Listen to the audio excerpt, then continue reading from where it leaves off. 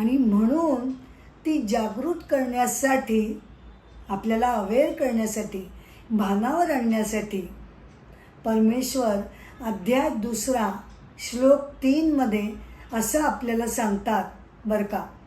ते अर्जुनाला असं म्हणतात, बाबा अर्जुना, काय असं खचून बसलास, उठ.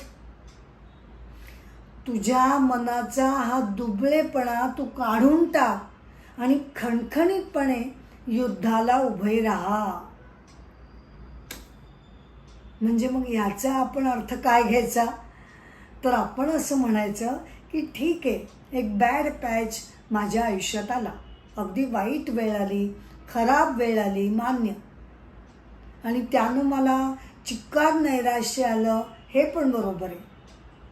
पण आता त्यातून मी बाहेर पडीन म्हणजे पडीनच.